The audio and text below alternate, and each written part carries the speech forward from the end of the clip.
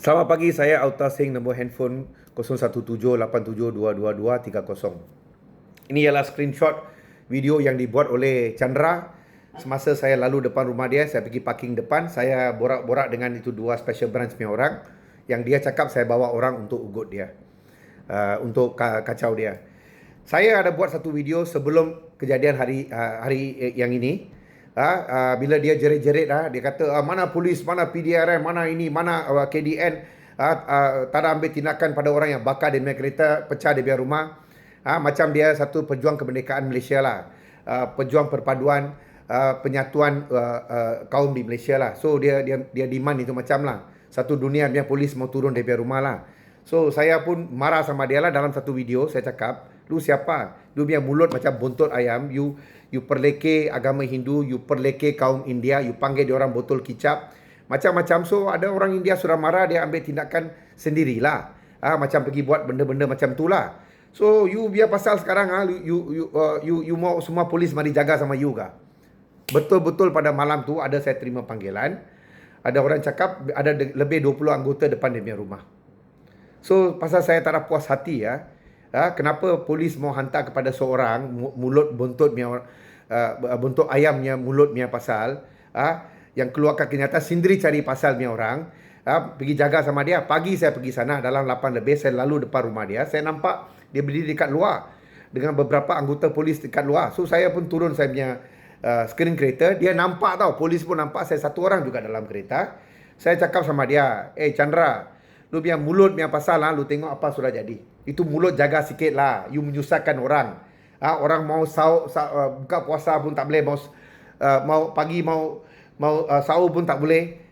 Susahkan orang tidur dalam kereta tau. Itu anggota polis semua saya tengok tau, kesian dengan dia orang. Lu berjiran-jiran semua lu kasih stres.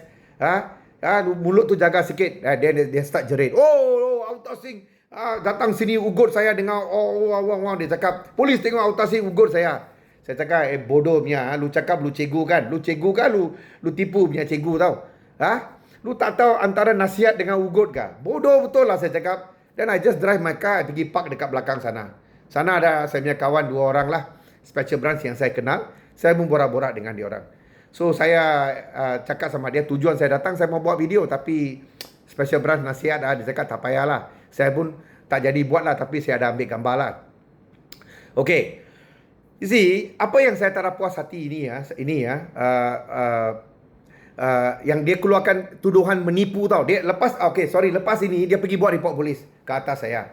Polis pun panggil saya lah, dia telefon saya cakap saya tak ada senang mau pergi bagi statement lah. Pasal saya tak ada salah, saya cakap ada 5-6 anggota polis tanah, ada inspektor depan dia depan itu anggota juga. Saya cakap apa yang saya cakap. You boleh verify dengan you punya anggota.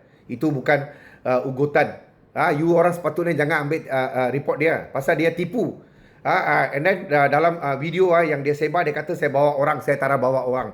Patut orang macam ni ditangkap kerana dia sebar fitnah. Dia kata saya bawa orang depan polis untuk ugut dia. Polis pun tak tangkap sama dia, tapi dia terima dia punya laporan and persual saya. Anyway, itu kes surat NFA, no further action lah. So tujuan saya mau beritahu semua rakyat Malaysia, ini apa yang dia cakap ni semua tipu. Ini satu tipu punya orang, ni aliutan punya orang. Ini kaki kelentong tau. Dia punya mulut punya pasal, dia perleke orang India, dia panggil botol kicap, dia perleke agama Hindu. And then dia pergi pakai hammer, dia pecah itu rawangnya itu kuih lah, ada saki baki tu dia pakai hammer. Apa tujuan dia mau pecah? Dia seorang Hindu. Apa tujuan dia mau pecah itu batu? Lepas tu buat video, lepas tu dia orang share. Itu menaikkan kemarahan kaum India dan penganut agama Hindu. So orang macam ni polis tak payah bagi protection. Polis berapa ribu orang dia mau bagi protection bila dia punya mulut sendiri tak ada betul. Saya minta polis tolong tarik balik itu 20 anggota, biar dia tanggung sendiri. Ini bukan kerja polis tau untuk protect orang yang mulut dia tak betul. Saya minta ketua polis negara, IGP tolong tarik lu punya anggota, biar dia tanggung sendiri. Dia takut dia boleh pindah tempat lain. Pada saya ini apa yang polis buat, gaji semua dibayar oleh taxpayer. Gaji itu digunakan untuk protect orang yang tak boleh pakai macam ni. Orang mau buka puasa pun susah itu anggota. Orang mau sahur pun susah. Ada yang saya tengok tidur dalam kereta. Kesian.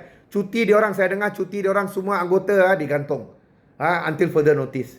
Ini satu bodoh punya orang punya pasal. Okey, sekian, terima kasih. Ada siapa-siapa mau penjelasan, call saya. Nombor dah bagi.